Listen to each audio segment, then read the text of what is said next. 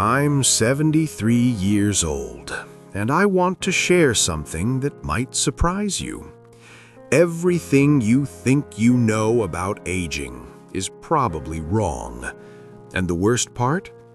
The people who are supposed to guide you, your parents, your teachers, society, they either don't know themselves or they're not telling the truth. For the first 50 years of my life, I believed the same things you probably do now. I thought I had it all figured out. I had a career, a home, the respect of my peers. But at 52, something happened that completely changed my perspective. What I've learned in the 21 years since then has reshaped how I see life, death, and everything in between. I'm making this not to sound wise or to impress anyone. I'm sharing it because you need to hear it before it's too late. At 52, I suffered what doctors call a cardiac event, a sudden warning from my own heart. I was in a meeting when the room started spinning, and the next thing I remember is waking up in a hospital bed, tubes in my arms, and my wife crying nearby. The doctors said I was lucky. Lucky. My face-to-face encounter with my own mortality was called luck, and in a way, they were right. Lying there with nothing to do but think, I realized something frightening. I had been living on autopilot. I wasn't truly alive. I was just following routines, meeting everyone else's expectations. And here's the part that stays with me. If I had died that day, what would I have left behind? A nice house? A retirement account? Achievements that no one would remember in a few years? The biggest lie we tell ourselves is, I have time. I'll do it later. When I'm older, I'll finally live the life I want. I see people in their 20s, 30s, even 40s saying the same things. When I earn more, I'll be happy. When I get promoted, I'll relax. When the kids grow up, I'll travel. When I retire, I'll finally follow my dreams. Let me save you decades of regret. That day never comes. The goalposts keep moving. You reach one milestone and suddenly the next one feels necessary.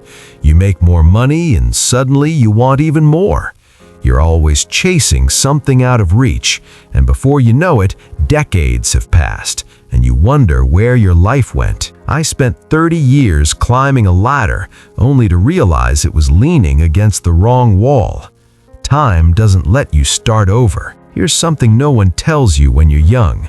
Success alone isn't fulfilling.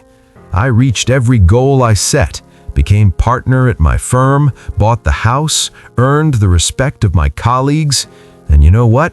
None of it mattered in the long run. The excitement of achievement lasts a day or two before life returns to normal, and then you crave the next accomplishment. It's a never-ending cycle. I had a friend who worked 70-hour weeks his entire life, built a multi-million-dollar business, and never took a real vacation. He always said he'd slow down next year. But next year came and he had a stroke. At his funeral, his son said, "My father was successful, but I barely knew him." Is that the legacy you want? Regret comes not from mistakes you make, but from chances you never take. I don't lie awake thinking about failed deals. Those don't matter.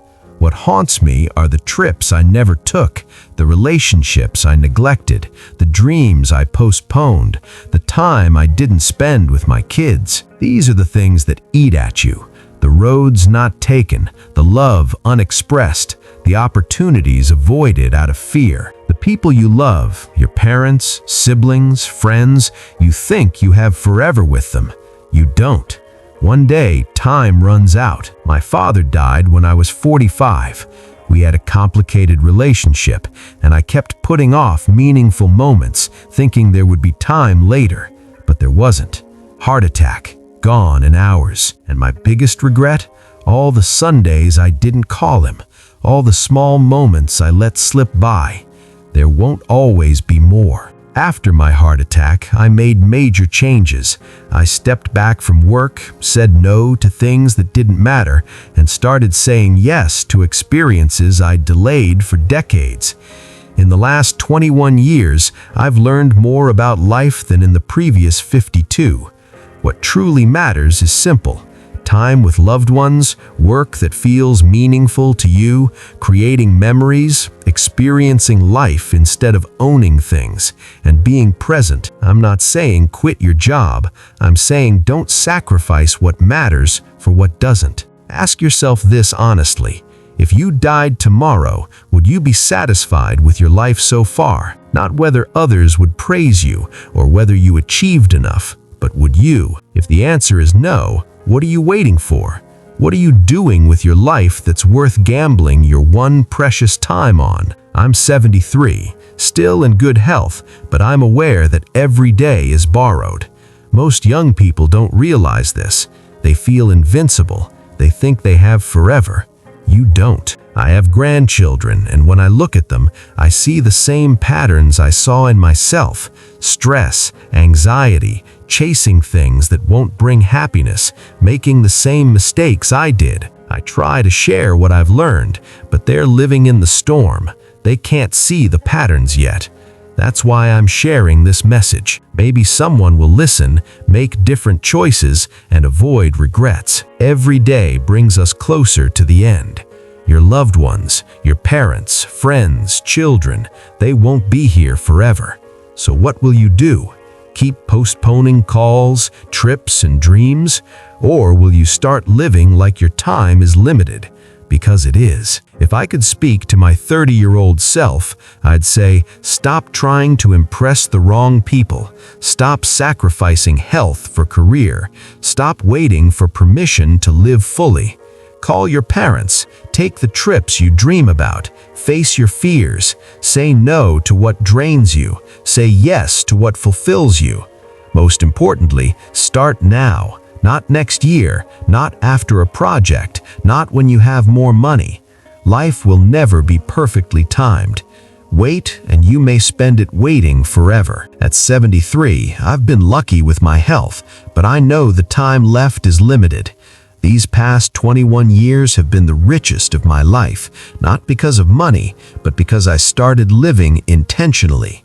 I've traveled, strengthened relationships, pursued long-delayed hobbies, forgiven, and expressed love freely. I'm happier now than I ever was at 30, thinking I had all the time in the world. Understanding the limits of time makes you live fully, stop wasting it, and start creating the moments that matter. The choice is yours today.